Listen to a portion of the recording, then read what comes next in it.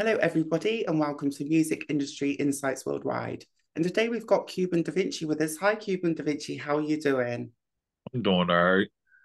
Thank you so much for coming along today, sharing your views and your story with the rest of the podcast viewers. Do you want to tell listeners a little bit more about yourself, where you're from, and what you do? I'm from the States, from Pennsylvania. I'm a recording engineer, also a producer. Used to be a radio host and Oh, a podcast now. cool. So, how long have you been in the music and entertainment industry for? Um, while I grew up in the music business since I was a kid. My dad, he played in a band. He still plays in a band, so I got to see the lifestyle a little bit early. I started really getting into the music around like '96, and I want to say around like 2009, really started taking it serious. Well, a little bit before that, I think around like 2003. Yeah, I started taking it real serious. Oh, okay, that's really nice to hear. And tell us, how did you get into the music and entertainment industry? You said you've done it from a very young age, and obviously your father was in music. So, do you want to tell us a little bit more about that? Um, well, I used to play in a band in school. I used to play in the band and whatever. So follow my father's footsteps and whatever. Um, I want to say around like I was like 18, 19. Um, I got kicked out of school. So I was in trade school. I got kicked out of school. And I was like, I'm gonna turn this music into a career instead of a hobby. It was a struggle, because we didn't have the internet, how it is now. So Yes.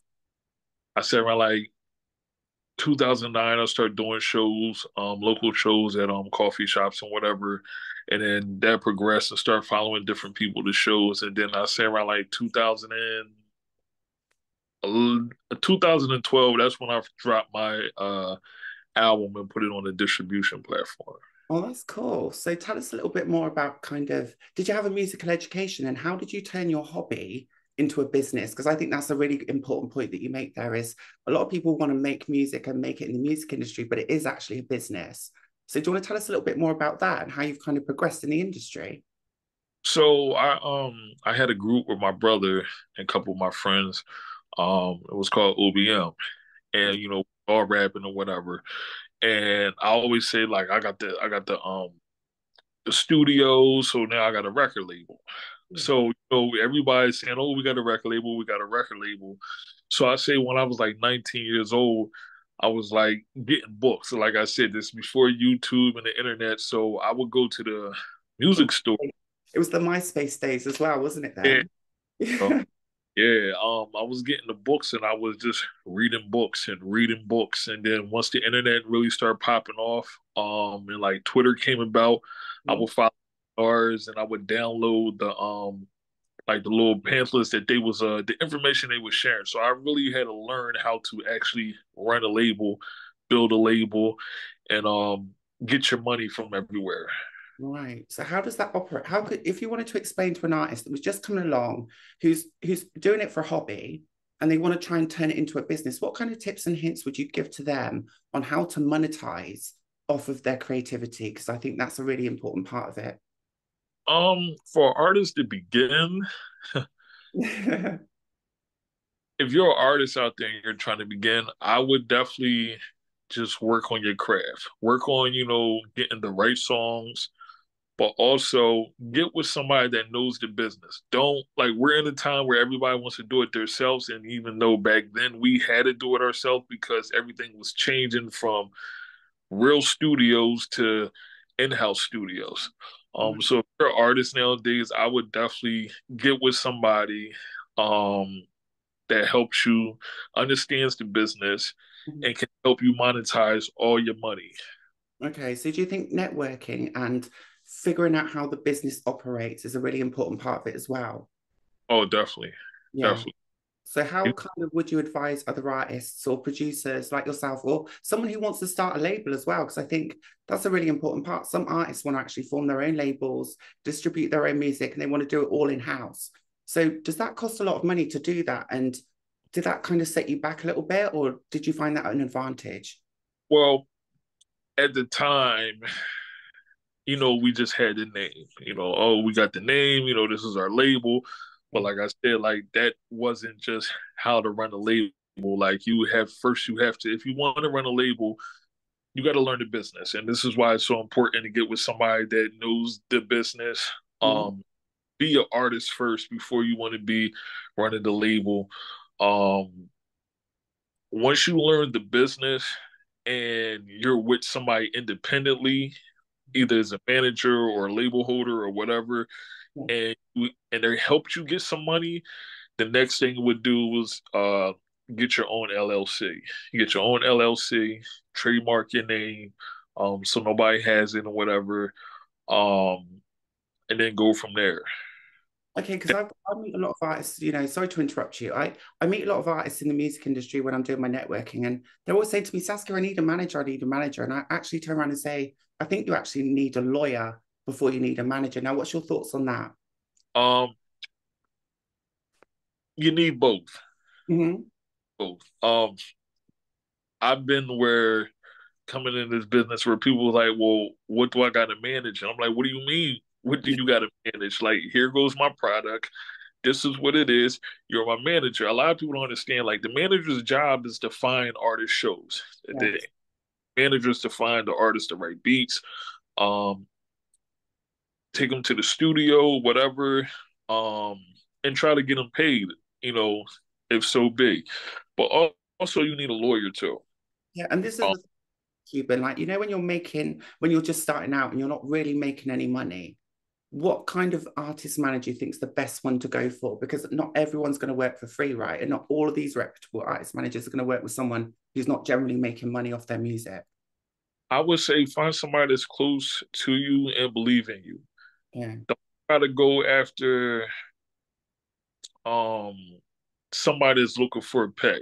Mhm. They're just gonna put the money in their pockets and they're not going to even split nothing with you. So I have, two artists. I got one that's my son and I have another artist. Um, like they kind of slipped up a little. I was trying to get them to shoot a video with a major record label.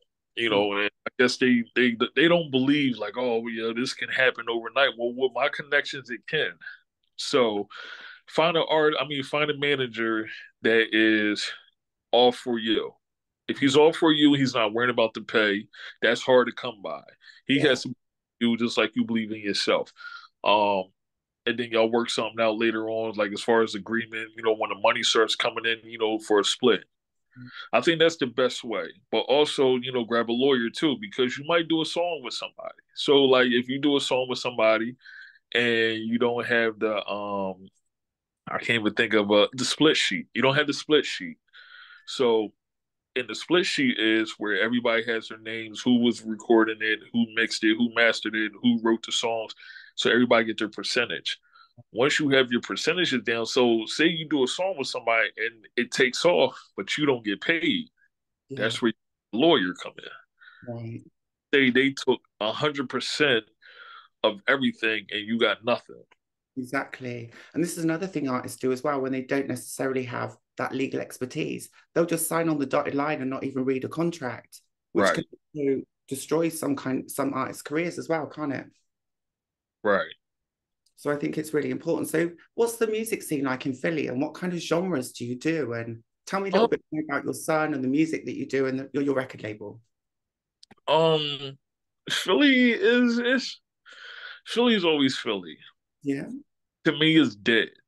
Um, there's a lot more stuff that's going on in Pennsylvania, like in the whole state and whatever. Like there's different shows and whatever. There's different festivals. So once you like, I guess you conquer like Philly, you've done all the shows and everything, and it's like there's nothing there no more. But once you start spreading around like the different states, there's two festivals that happens. There's a festival that happens in the springtime, Yeah. and it's music festival that happens in here in Pennsylvania. They actually started and branched off in Dallas, Texas. Oh, So I'm cool. gonna go there and check that out in November. Also they have a another festival that's coming up this week. Yeah, it's coming up this week, this Friday, and that's in Scranton, Pennsylvania. So I'm trying to, make it towards that too. And that's another thing. Artists try to hit as many festivals, even if you're not performing.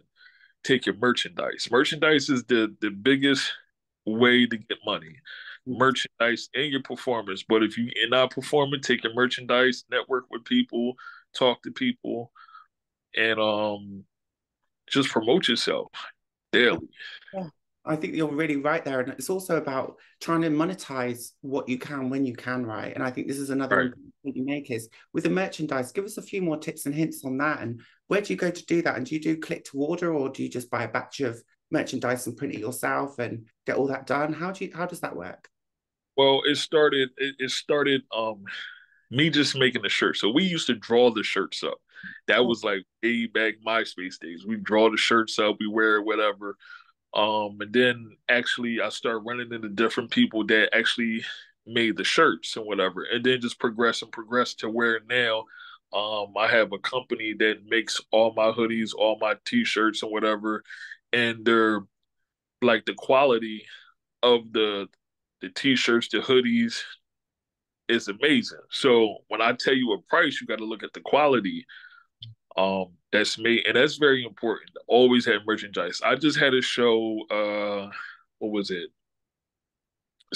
Last Saturday, yeah. what else P and whatever. And the crowd, it was like, yo, we love your music. And the first thing I said, well, if you like my music, and this is what artists have to do, if you like my music, where do you listen to your music at? As soon as they tell you where they listen to their music at, send them right to your page. Get your followers. That's the best way to get the followers because you're at an event. People love your music. They love your performance. Send them right to your, Spotify, Apple Music, Tidal, Deezer. Send them right there. I think that's really important as well because I see a lot of artists performing that have no merch and they're not even promoting their social media platforms or their website. And I think that's an extremely important point you make as well. It's also advertisement, isn't it? And promotion. That's part of the performance itself. Right. And I didn't even get to sit here and say this. So I sold two shirts that night. So I sold two shirts on that night. Also gained followers. I didn't even really try to gain followers on my Instagram. If you follow me, you follow me. It was more so I'm going after my money. And that's where artists have to understand. So if you don't know how to get paid by your performance, sign up to the Performance Right organization, then merchandise is the number one thing. And you're also your where they listen to the streaming platforms. You Yeah. send everybody there. There was one female. I asked her where did she listen to her music at, and she gave me this whole platform that I've never even heard of. But Right. so I sent her right there. And I think this is another a brilliant point you make actually is making sure that people are aware of the platform and aware of your name and how to Right, reach you. Because I think, a lot of people, once they've met you, they want to follow that journey. They want to be part of that, especially the fans, right? right. So it's about sharing that with them. So what kind of challenges and barriers have you faced accessing music and entertainment, especially being in Philadelphia as well? Um,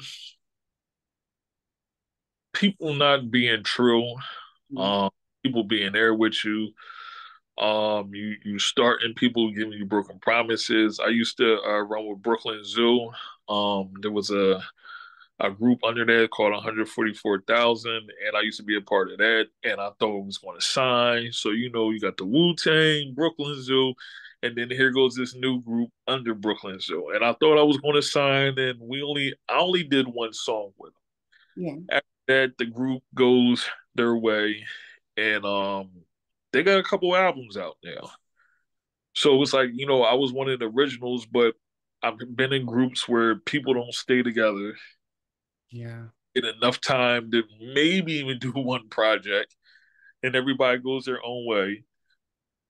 Um, Promoters, they give you shows, you sell your tickets. So now they're basing your people to come out Mhm. just to pack the place.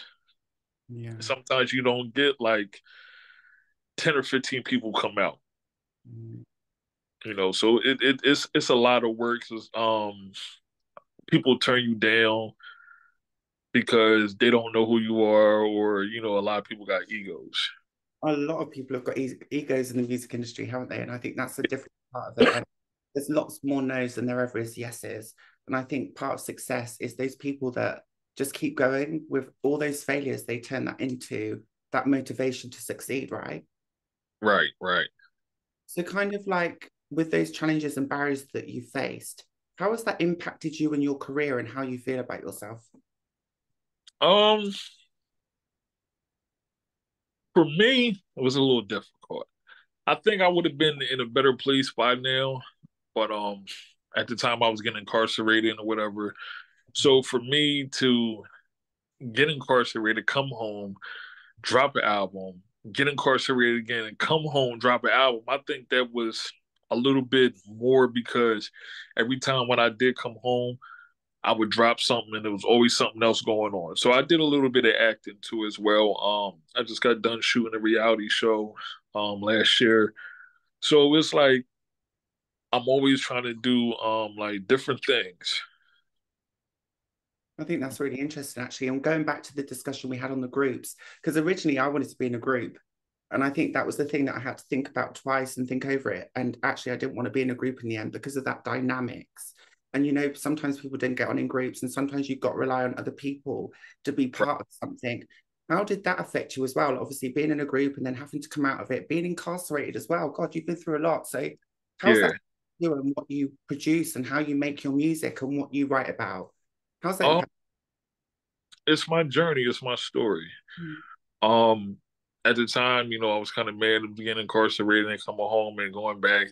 But I feel when I sit back and listen to from mixtapes to albums, I'll give you a journey. So I'll give you a ride.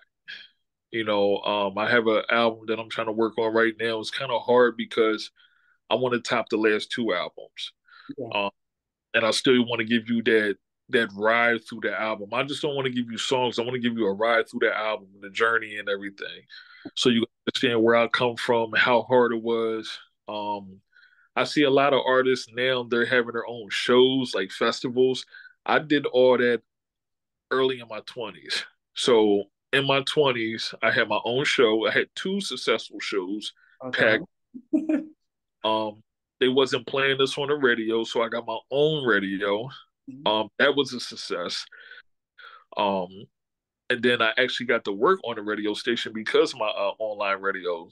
So I was doing all this stuff in my 20s. Mhm. You That's know, we had internet shows, online shows before it was even a thing to do online shows. So I was doing a lot. so what it sounds to me like is it's a story of your life that's very relatable and authentic, which is really, really important. And you've Right, also kind of let people into that and you've been quite vulnerable. Has that been right. easy for you to do that? Yeah, I try to do this. I try to do that as much as possible, like on Instagram with the reels and everything. And that's another thing. Like when I had my producer, he used to be the producer on my label, like just the main producer. We would go everywhere. We would videotape, and I would give you a journey. And at that time, Instagram was just about pictures. Mhm. So I have like a lot of old videos that I'm trying to find now and put them out with me and my old group because we do have a group album. It's called the Fast Five, Yeah. and try to get people that that journey of even though it's old, but it's something they can say, wow, like he's been doing this, since way back then. He's established. He's an established artist. He's not a beginner. Right. And that's another thing that a lot of people take for granted, like promoters or whatever. So like if somebody be like, well, who are you? And I'll tell them like, listen, I'm not a new beginner. I'll Yeah. send you my bio. I'll send you everything, press kit, all this stuff. And they still treat you like, well, we don't know who you are, like as far as mainstream. Mhm. Um, I've been on, high platforms, thisis50.com. Um, Mhm. been on the billboard in New York City, as far as like singles being out and all that stuff. So like it's a lot more, but everybody doesn't see that. For me, if I was to interview somebody or have them come on the podcast, I do my homework. I want to see what stuff they got out. I want to know all about their background so we can give the people in the audience of who they really are behind the music. And I really find by what you're saying in your story is even if someone hasn't given you an opportunity, and there are lots of no's, and there is a lot of judgment, and there is a lot of egos in the industry, you've just Right, own opportunities regardless. And then you brought other people into that, and then that's how you get to the next step. right. I really, really like that. So tell us a little bit more about the equality, diversity, and inclusion in Philadelphia in the United States and how you're treated as a rapper or, what you do in the music industry. How do you get treated and how do you see the music industry reacting to the work that you bring out? Um, it's tough over here. Mm. It's tough. I think it's all depends on where you at. If you're on the East Coast, you have New York. So you have New York, you got Philly. That's tough. That's a tough, circuit to break. I've never been to California yet to on the music side. I've been down south. Down south is way different. Like they show a lot of love down there. But, I think when it comes to loyal, real hip hop fans, I think overseas is the best. That's the best overall because I think they appreciate it way more than we do because we lost it and we're just trying to elevate the hip hop. But if you got like straight raw hip hop, old school 90s, overseas, they respect it, they love it. If you do shows over there, they treat you totally different than they do over here. Right. And does government fund a lot of your initiatives over there in creative arts? Or is that all self-funded and do you have to get all the money yourself? How does Everything, everything is all me. so you've Everything. got everything from your on your own back, you've not got any funding, you've not had any support or anything like that? No funding, no nothing. I everything as far as merchandise, all my money. I Mhm. put all my money up, to fund everything that I need. I have had people, help me get like studio equipments and all that stuff. But a lot of people say, "Oh, I want to invest in your business and I want to invest in," and they never come through.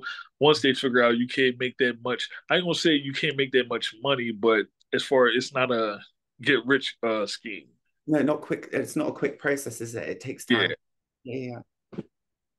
And kind of tell me a little bit more about what you'd like to see improve in the next couple of years in the music industry from your point of view and where you're standing at the moment.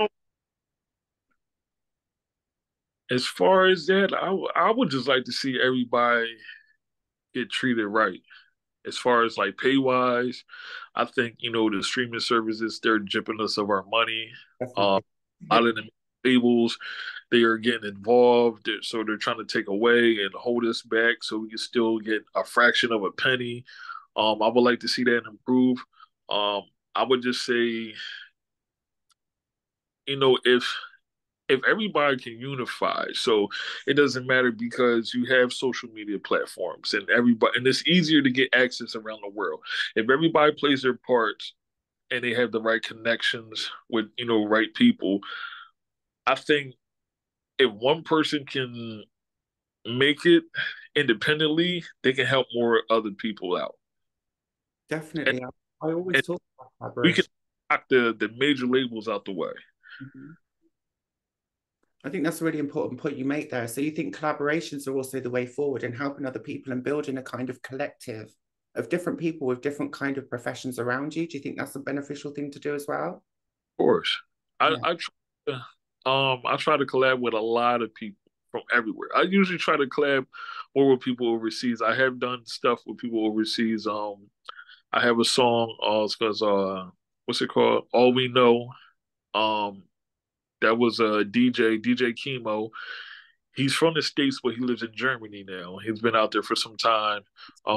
We did a whole album. I was on his song or whatever. That was a decent song. It was a different, but it was a nice song.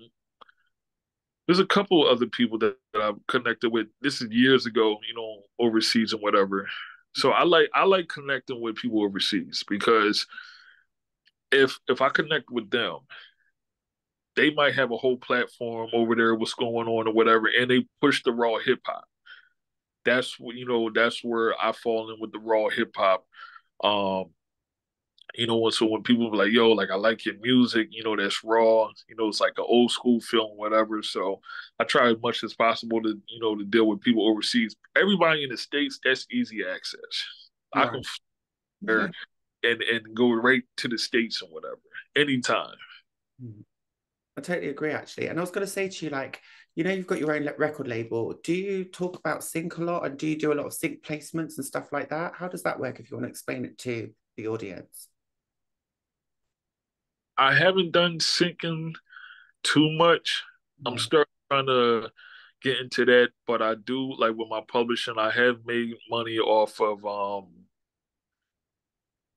there was a movie that my one of my songs, my group songs was in. I still couldn't find it. I was trying to call the pros to ask where that movie what movie it was in, but they never got back to me or whatever. Trying to get more into that because they also right there, that's where the money is at too, with the sync and everything. And definitely, like you said before as well, especially when you're doing your performances and live performances, it's the artist's responsibility to make sure you're recording those, the dates, the times, the length of time you're performing them, and then send those to your PRO as well so you can get paid for the live performance. I think that's another important part that That artists well these days, isn't it? that is very important. I have done so many shows in the past and never knew that you had to report it to the pros. And I'm sitting here like, man, the promoters are just taking our money, this and this and the third. Now I'm pissed off. But once you understand that whatever pros that you have to report your performance. So this is what a label would do. They will report it, but you being an artist, you have to learn the business. You have to do everything yourself. And if you don't want to do everything yourself, that's why you get a good manager that knows what he's doing. He's been in the business for quite a while. Um, or you just get with an independent label that they know what they're doing. So talk to the producer, see what they have to offer you and whatever.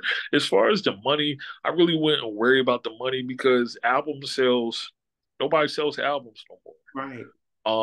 I think they are trying to get back in what 2025 or 2026 for us to keep pushing albums. So the singles, as far as the singles, you're not going to be making too much money off of those, but the albums. I think they're trying to get back into the album sales. But if we were selling physical copies of albums again, it would be a little bit different. It'd And be a little bit. because you've been in the industry for quite a while and you've obviously seen how it progresses and you've been in bands and you've been as a solo artist, what are the benefits, would you say, of being an independent artist? And then what are the benefits of being, say, assigned to a major label? What are those differences and how could that impact how much money you make and how far you can actually go?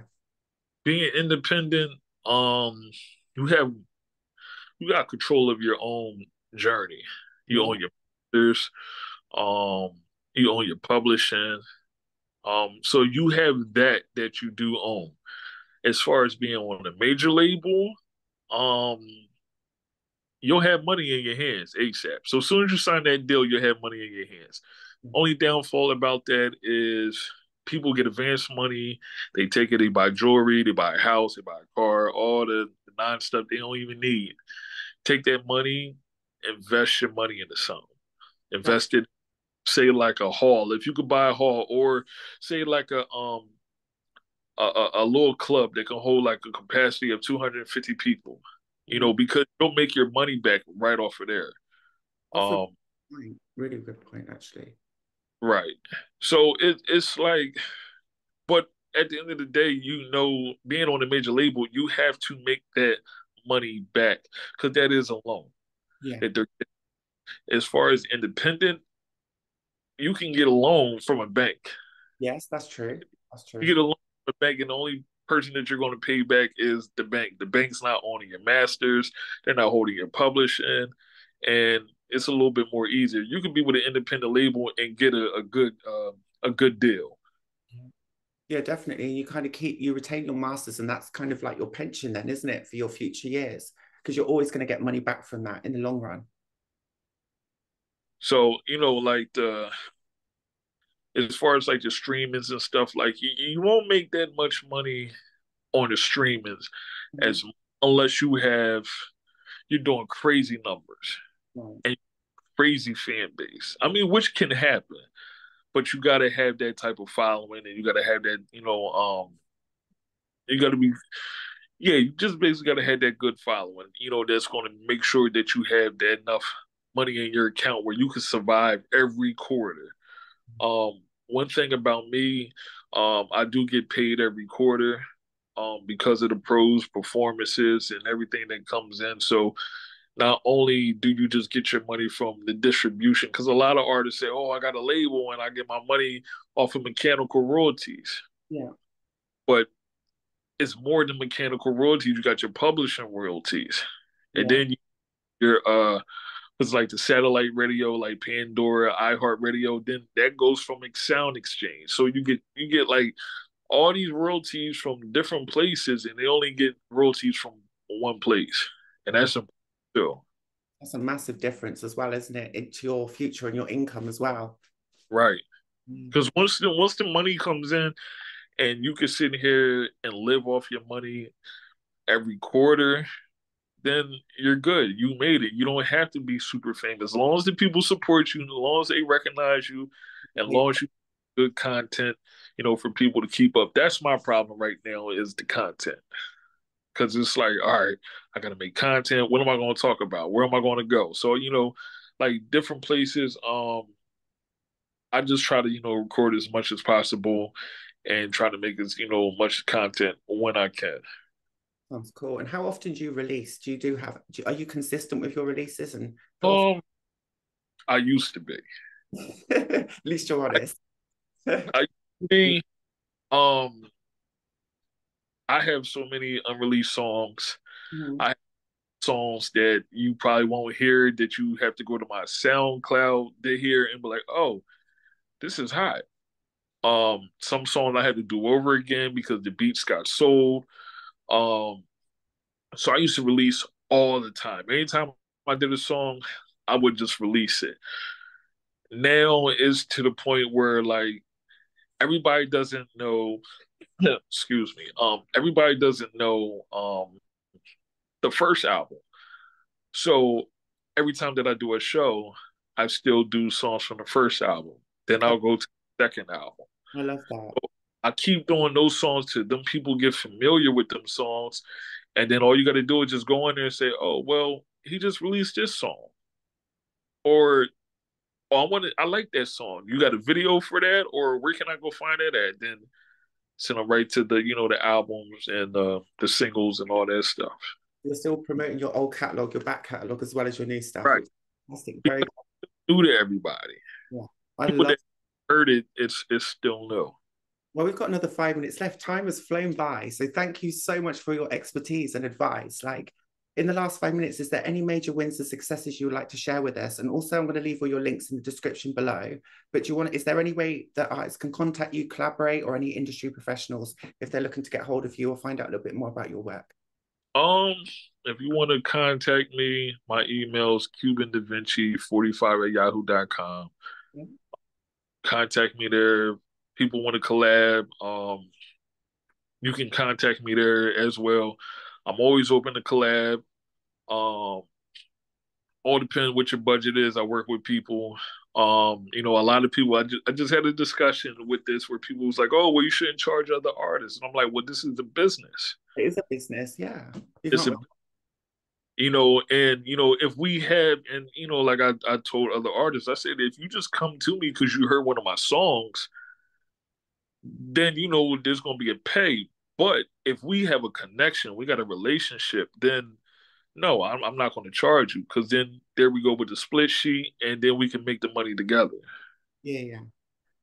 I like that. So yeah, have you got any sorry, social handles that people can look at or listen to your music? Um Instagram, you can find me on there. You can find me on Spotify, Apple Music, Tidal, Deezer, Seven Digital. Um, Also, I do have a website. It's down right now, but I'm actually gonna put it up by at the end of the week. Cool. CubanDavinci.com. If you go to my Instagram or my Twitter, You just go into the link and you'll click the link tree, and it has everything right in there, from website to Spotify to all the digital streaming platforms. You've got your record label on there. And also, do you want to shout out to your kid and the other person on your label before we go? Um, yeah, shout out my son, which is also my artist, Kai Kai, and also my other artist, Mr. Too Sturdy. So they are the two artists that I have right now. Mr. Too Sturdy just put out his single. He's actually working with Minus 800. He Minus 800 produced the song "Shot of Flow" for NLE Chopper. Oh, cool. That's super cool. And what's your record name as well? Six and Belmont Production. Okay, so I'm going to leave all that. If you could send me an email later on with those links, I'll add that into the description as well, if that's okay. Okay, I definitely will send that to you. Thank you ever so much. It's been such a pleasure to talk to you, and I hope to speak to you again soon. Definitely. Keep up the amazing work. Take care. Thank you. Bye. All right.